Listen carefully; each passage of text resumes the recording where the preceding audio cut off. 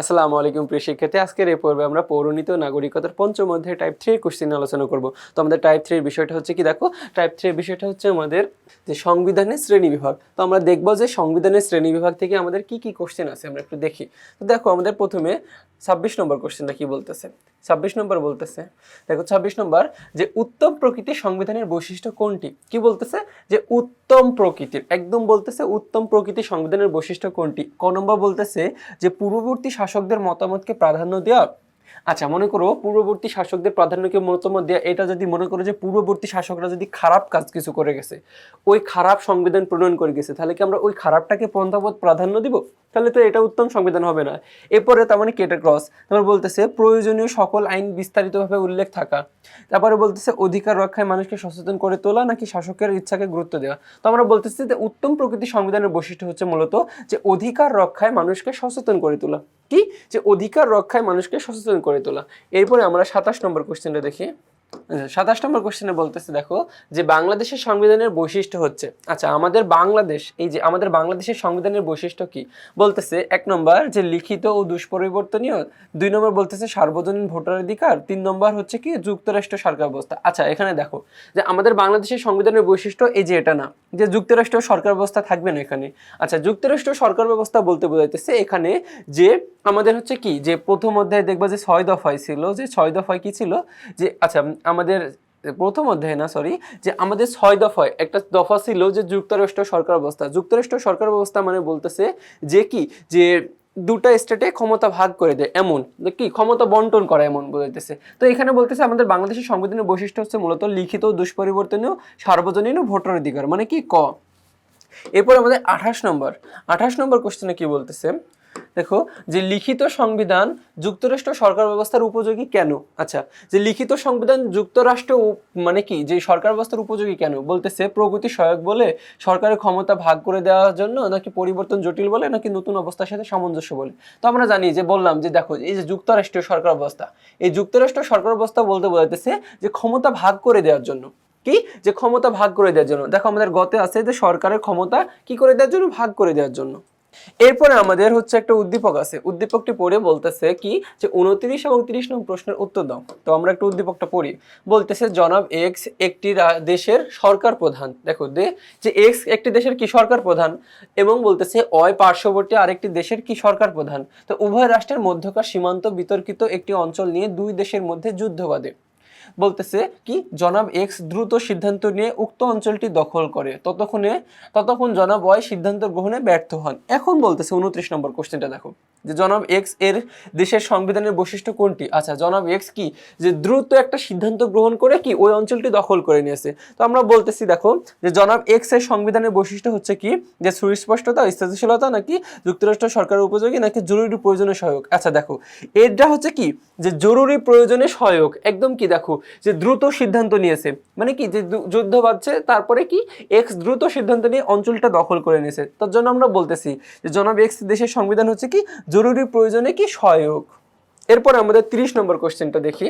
দেখো 30 নম্বরে বলতেছে যে জনাব এক্স এর দেশের সংবিধানের বৈশিষ্ট্য হলো, দেখো যে সংবিধানের কি বৈশিষ্ট্য, 1 বলতেছে লিখিত, 2 নম্বর কি দুষ্পরিবর্তনীয়, 3 নম্বর হচ্ছে কি অলিখিত।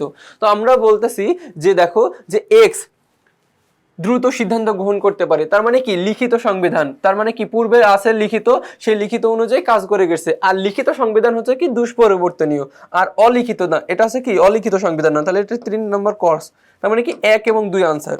এরপর 31 নম্বর কোশ্চেন দেখি আমরা, যে বলতেছে কি লেখার ভিত্তিতে, কি যে লেখার ভিত্তিতে সংবিধান কত ধরনের। আচ্ছা আমরা জানি লেখার ভিত্তিতে সংবিধান 2 ধরনের, 1 হচ্ছে কি লিখিত, আর 2 নম্বর হচ্ছে কি অলিখিত।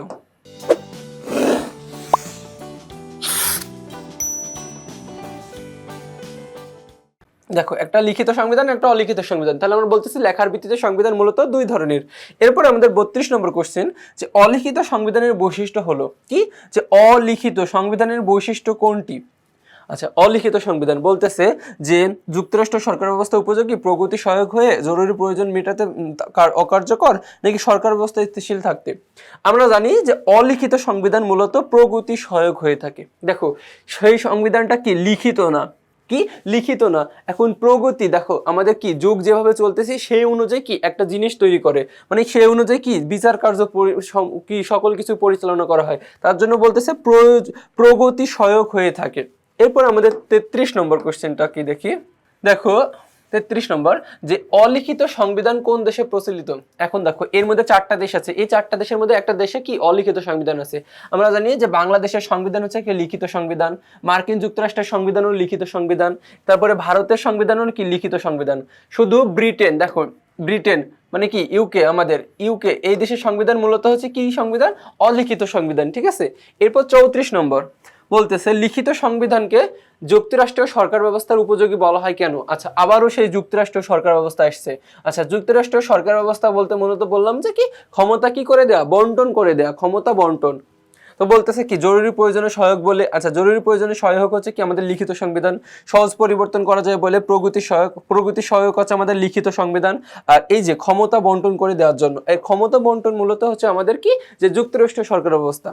এরপরে আমাদের 35 নম্বর কোশ্চেনটা দেখো, 35 নম্বর কোশ্চেন বলতেছে যে সংশোধনের ভিত্তিতে সংবিধান কত প্রকার। আচ্ছা দেখো আমরা জানি সংশোধনের ভিত্তিতেও সংবিধান 2 প্রকার, কি কি, একটা হচ্ছে আমাদের সুপরিবর্তনীয় আর একটা হচ্ছে কি দুষ্পরিবর্তনীয়, ঠিক আছে।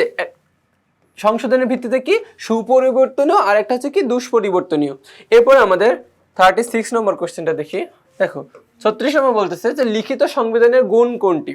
আচ্ছা যে লিখিত সংবিধান, আমরা জানি যে লিখিত সংবিধান হয়ে থাকে মূলত নমনীয়তা না সুপরিবর্তন না সম্পূর্ণ লিখিত না, এটা হচ্ছে কি সুস্পষ্টতা থাকে। লিখিত সংবিধানে কি থাকে, সুস্পষ্টতা থাকে। এরপর আমাদের 37 নম্বর বলতেছে কোন সংবিধান জরুরি প্রয়োজন মেটাতে অত্যন্ত কার্যকর ভূমিকা রাখে। দেখো এই যে জরুরি প্রয়োজন মেটাতে অত্যন্ত কার্যকর ভূমিকা রাখে, আমরা একটু আগে একটা উদ্দীপক বললাম না যে এক্স দেশ কি তার জরুরি প্রয়োজন মেটাতে এই সংবিধানটা কি অনেক গুরুত্বপূর্ণ ভূমিকা পালন করে। তো দেখো যে আমরা বললাম যে কি যে কোন সংবিধান জরুরি প্রয়োজন, এখানে জরুরি প্রয়োজন বলতেছে সরি, যে দেখো অত্যন্ত কার্যকর ভূমিকা পালন করে। তো আমরা জানি এটা মূলত কি অলিখিত সংবিধান, কি সংবিধান, অলিখিত সংবিধান।